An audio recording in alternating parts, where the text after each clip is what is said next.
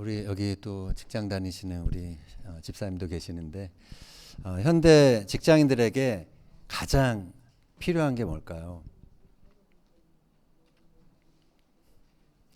집사님 뭐가 가장 필요하신가요? 그냥 화두로 던져보는 것입니다. 뭐 여러 가지가 있겠죠. 근데 그중 중요한 것 하나가 컴패션입니다. 컴패션. 서로에게 공감해주고 서로를 불쌍히 여겨주는 마음. 이건 저의 말이 아니고 전문가의 말입니다.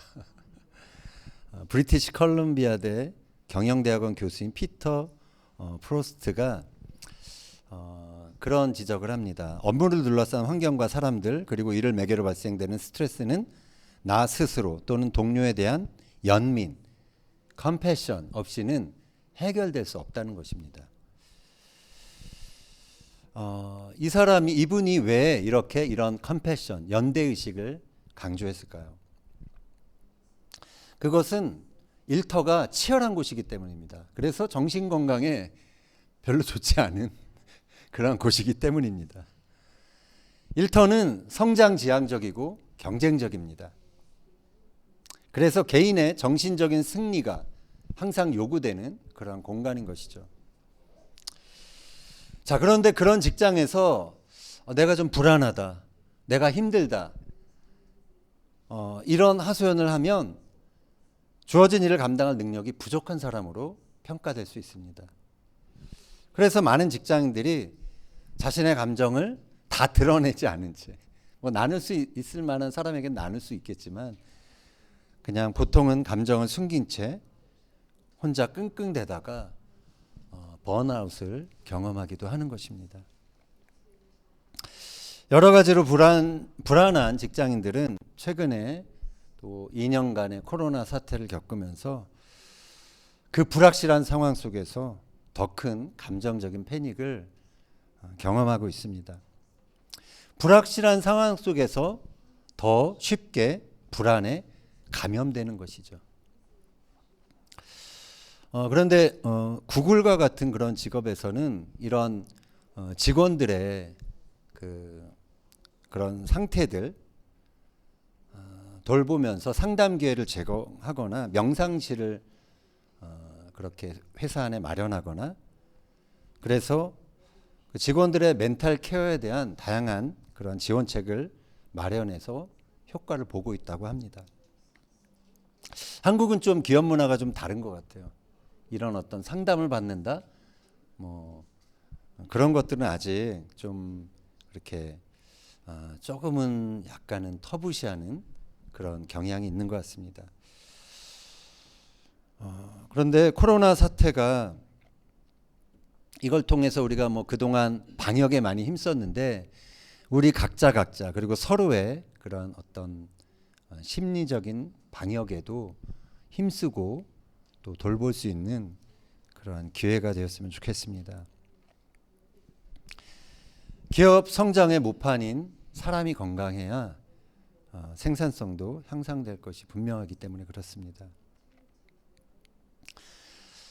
오늘 이번 주 토라 포션을 보면은 모세가 번아웃 되는 그런 장면이 나옵니다.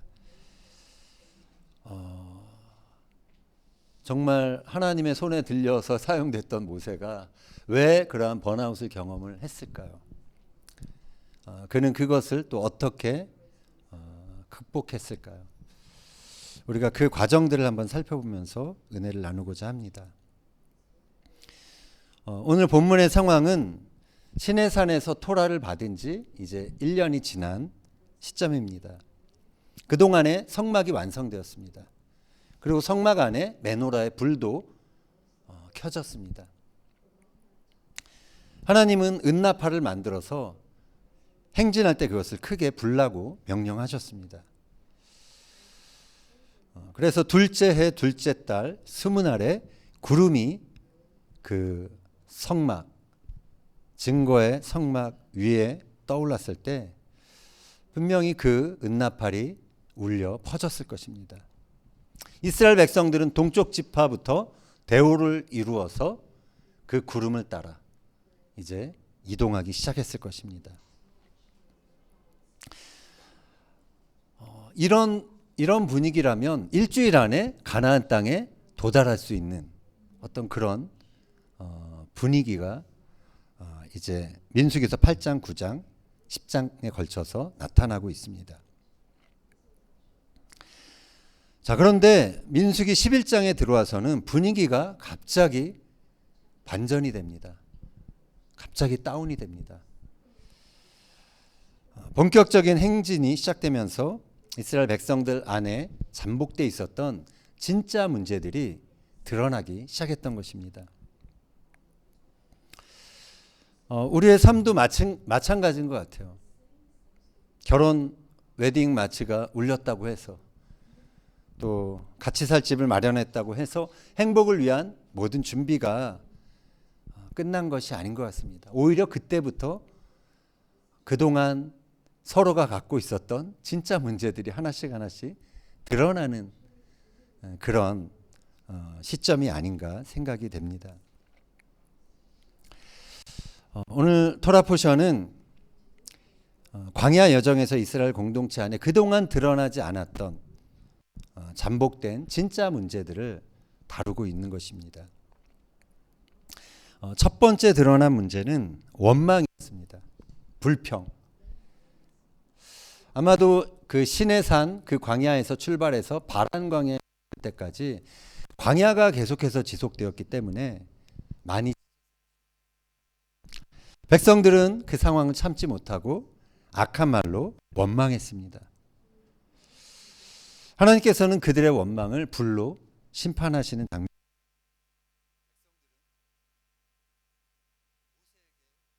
그 상황 속에서 부르짖었고 모세는 하나님께 기도함으로 그 불이 꺼지게 됩니다. 두 번째 드러난 문제는 탐욕이었습니다.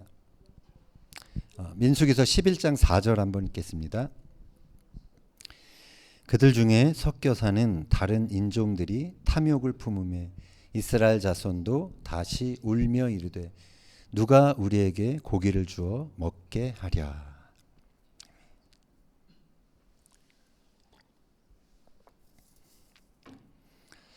이스라엘 백성 중에 섞여 살았던 그러한 다른 인종들이 그 출애굽 당시에 이스라엘 백성들 따라 함께 출애굽을 했었던 사람들입니다.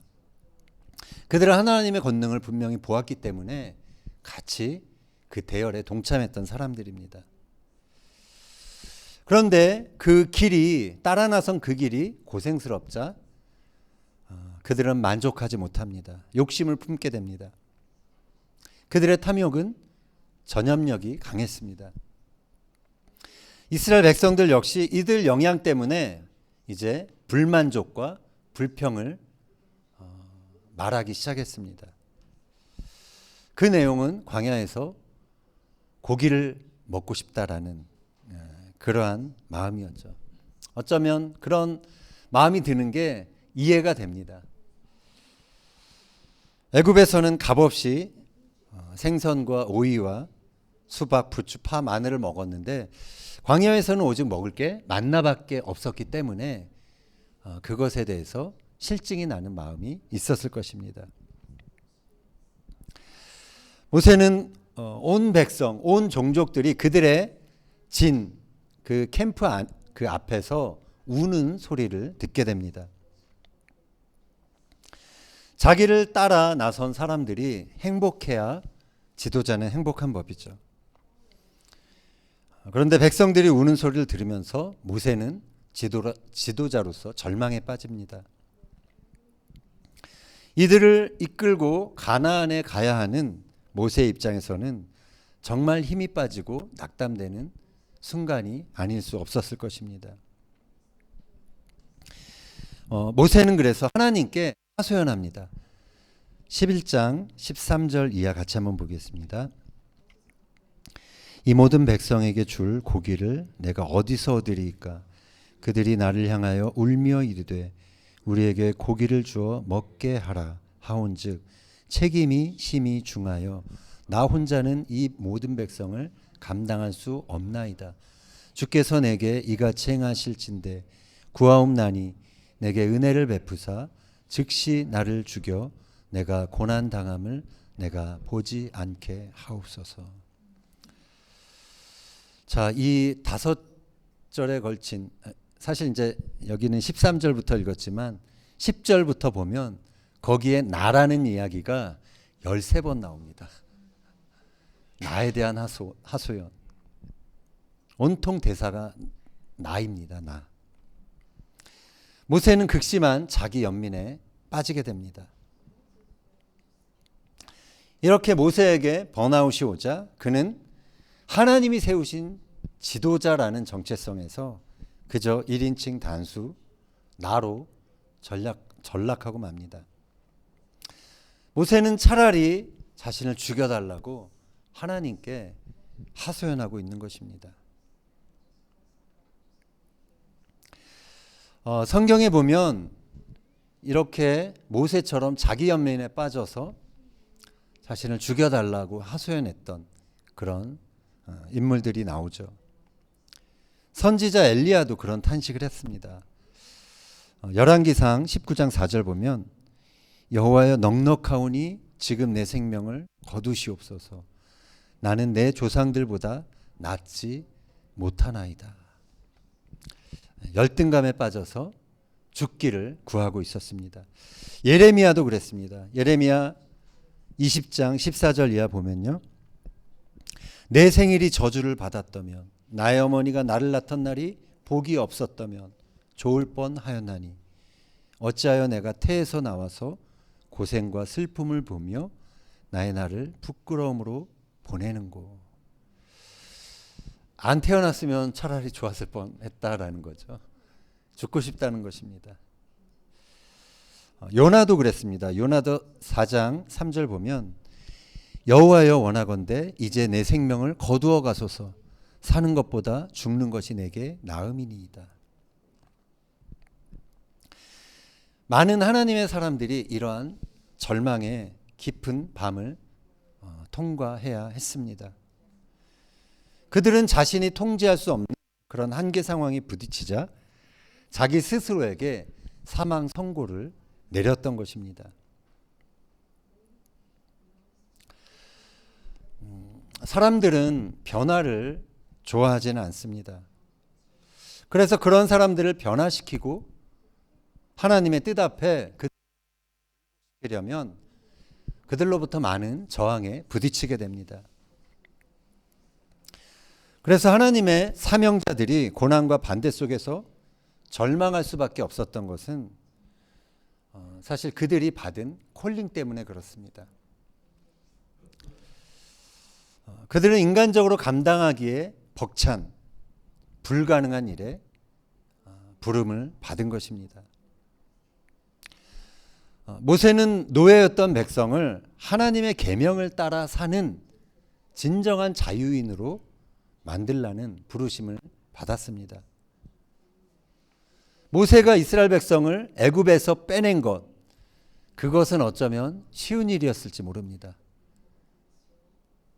그러나 이스라엘 백성에게서 애굽을 빼내는 것, 애굽의 잔재를 빼내는 것, 그것은 그에게 너무도 어려운 일이었습니다. 엘리야 선지자는 왕을 비판하라는 그러한 부르심을 받았습니다. 칼을 가진 권력자를 비판하는 것은 쉬운 일이 아닙니다. 목숨을 걸고 해야 하는 부르심이었던 것입니다. 예레미야 선지자는 많은 사람들이 듣고 싶지 않은 멸망에 대한, 심판에 대한 메시지를 전해야 했습니다. 망한다는 예언의 말을 좋아할 사람이 아무도 없는 것이죠. 그는 대중의 인기와는 너무도 상관없는 일에 부름을 받은 것입니다. 요나는 원수의 나라에 복음을 전하라는, 생명의 말씀을 전하라는 사명을 받았습니다. 그는 하나님께서 적국의 백성들도 아끼신다라는, 사랑하신다는 그 사실에 직면해야 했던 것입니다. 그래서 이들 사명자들은 다 절망했습니다. 죽기를 바랬습니다. 그러나 그러한 절망도 그들의 부르심의 일부였던 것입니다. 그들이 모욕과 비난을 당하면서 또 사람들의 인기에서 멀어지면서 그들 안에 소멸되는 것은 나라는 1인칭 주어였습니다. 그런데 그렇게 나라는 자아가 파멸되는 그 고통스러운 순간에 하나님의 위로가 찾아온 것입니다. 그래서 나라는 자아가 소멸되고 하나님의 위로가 찾아온 그 자리에는 오직 한 가지가 남게 됩니다. 그것은 하나님의 콜링입니다. 하나님의 부르심, 그리고 그에게 맡겨진 사명, 그것만이 남는 것입니다. 그럴 때 그 시점에서 진정한 위대함이 탄생되는 것입니다. 이제 하나님의 사명자에게는 나란 사람은 더 이상 중요하지 않게 됩니다. 내가 인기가 있고 없고 사람들이 내 말을 잘 따르고 안 따르는지 그것은 더 이상 중요하지 않게 됩니다. 중요한 것은 하나님이 나에게 맡기신 사명과 그 일에 나를 부르신 하나님 한 분, 그것이 중요한 것이죠. 하나님은 모세에게 필요한 것을 말씀하십니다. 그러면서 그를 위로하고 회복시켜 주십니다. 먼저 하나님은 그에게 그와 함께 백성들이 갖고 있는 그 무거운 짐들을 그것을 나누어 감당할 70명의 장로를 세우라고 모세에게 지시하십니다. 이것은 자기 연민에 빠진 모세를 위한 하나님의 멘탈 케어였습니다. 모세는 하나님께 하소연했었죠. 나 혼자로는 이 모든 백성을 감당할 수 없나이다. 나 혼자로는. 여기서 나 혼자가 히브리어로 레바디입니다. 레바디. 사람들이 번아웃 될 때 빠지는 감정, 자주 하는 말이 레바디입니다. 나 혼자로는. 자기 연민이죠. 감정의 한계를 느낄 때 빠지는 것이 나는 혼자다라는 절망감입니다. 하나님은 이 레바디라고 하소연하는 모세를 위해서 70명의 사람들을 찾아서 세우라고 그렇게 말씀하십니다. 함께 마음의 짐을 나누어지고 그를 공감하고 지지해 줄 사람을 너가 찾으라는 것이죠. 하나님은 모세가 세운 70명의 장로들에게 예언의 영으로 기름 부어 주십니다. 그래서 모세와 같이 같은 영을 가지고 마음의 짐을 나눌 수 있고 또 사역을 감당할 수 있도록 그렇게 해 주십니다. 70이라는 숫자가 완전수죠. 하나님은 이 70명의 사람을 통해서 혼자라고 하소연하는 모세의 절망을 돌파하게 하신 것입니다. 하나님은 또한 모세에게 이러한 말씀을 하셨습니다. 23절 보겠습니다. 여호와께서 모세에게 이르시되 여호와의 손이 짧으냐 내가 이제 내 말이 내게 응하는 여부를 보리라. 번아웃 되었을 때 모세는 자기 생각의 한계에 갇히게 됩니다. 사고의 한계에 그냥 그 한계를 뛰어넘지 못하게 됩니다. 모세가 하나님의 말씀, 너희에게 고기를 주어 먹게 하겠다. 한 달 동안 그것도 먹게 하겠다. 그렇게 하나님이 말씀하셨을 때 모세가 이렇게 대응을 합니다. 21절 이하 같이 한번 보겠습니다. 모세가 이르되 나와 함께 있는 이 백성의 보행자가 60만 명이온데 주의 말씀이 한 달 동안 고기를 주어 먹게 하겠다 하시오니 그들을 위하여 양떼와 소떼를 잡은들 족하며 바다의 모든 고기를 모은들 족하오리이까. 자, 어쩌면 이거는 그냥 인간적인 당연한 반응일 수 있습니다. 보행자만 장정들만 60만 명이면 같이 따라 나선 모든 노약자들, 여성분들, 아이들까지 하면 250만 가량 되는 너무도 많은 사람이죠. 그 많은 사람이 광야에서 한 달 동안 고기를 어떻게 먹겠습니까? 모세는 산술적인 계산에 그냥 갇혀버린 것이죠. 자신이 할 수 있는 수단과 방법을 다 동원을 해도 해결될 것 같지 않은 상황인 것입니다. 그럴 때 이런 상황 속에서 사람들은 절망에 빠지는 것입니다. 하나님은 사고의 한계에 빠진 모세에게 말씀하십니다. 여호와의 손이 짧으냐? 하얏 아도나이 틱잘. 내 손이 짧으냐라고 그렇게 반문하신 것입니다. 하나님께서는 모세에게 나의 손을 의지하라, 나의 손을 바라보라라고 초자연적인 개입을 이제 모세에게 말씀해 주시고 있는 것입니다. 그러면서 모세의 그 갇힌 사고를 열어주신 거죠. 그 사고의 한계를 이제 확장시켜 주는 것입니다. 우리 삶에 우리가 원하지 않는 문제가 드러나는 것, 그것은 사실 문제가 아닙니다. 문제는 그 문제를 하나님께 가져가지 않는 것, 그것이 문제인 것입니다. 우리 인간은 인간이기 때문에 언제든지 한계 상황을 맞이할 수 있습니다. 그 한계 상황 앞에서 절망할 수 있습니다. 절망하지 않을 수가 없어요. 저희는 절망하지 않는다면 사람이 아니죠. 절망하는 것은 우리 인간의 조건입니다.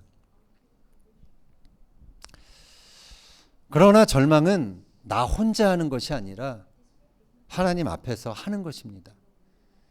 그래서 절망하려면 하나님 앞에서 절망하십시오. 그럴 때 하나님은 우리에게 새로운 아이디어를 주십니다. 우리의 사고의 지평을 열어주십니다. 하나님의 예비하심을 보게 하십니다. 그래서 그 한계 상황을 돌파하게 하시는 것입니다. 하나님은 사명이 있는 사람들의 삶을 쉽게 만들어 주시지 않습니다. 그것은 사명 자체가 인간의 본성을 바꾸고 뒤집어야 하는 그러한 속성이 있기 때문에 그렇습니다. 그래서 사명자들은 고독합니다. 때로는 남들이 알지 못하는 절망감을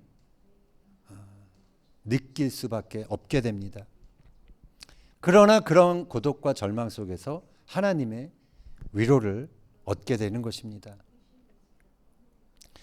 사명자들이 힘든 건 단지 고난이 고통스럽기 때문이 아닙니다. 고난 중에 하나님의 위로를 경험하지 못해서 그런 것입니다. 그래서 바울은 위로의 중요성을 이렇게 강조합니다. 고린도후서 1장 6절 같이 읽겠습니다.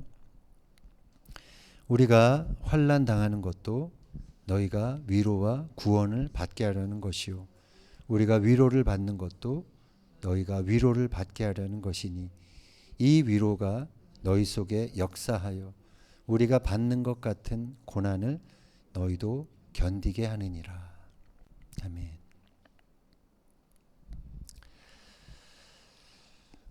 저나 여러분 각자 하나님이 주신 그러한 사명들이 있을 것입니다.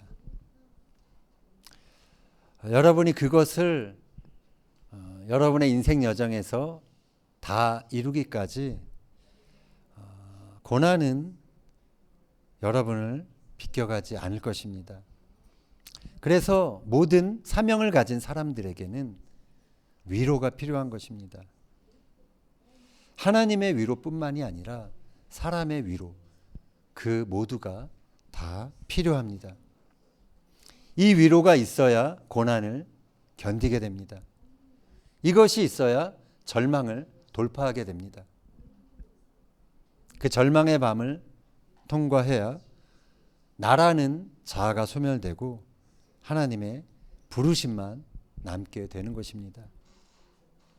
그럴 때 우리는 인기 여부에 상관이 없이, 나의 연약함에 상관없이, 그리고 고난의 크기에 상관없이 하나님이 부르신 일에 계속해서 중단 없이 헌신할 수 있게 되는 것입니다.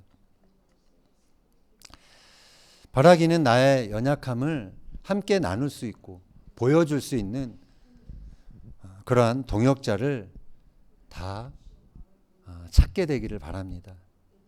그리고 한계 상황 속에서도 하나님의 손을 기대하고 그 앞에서 기도하고 간구하고 하나님을 바라보는 여러분이 되기를 소망합니다.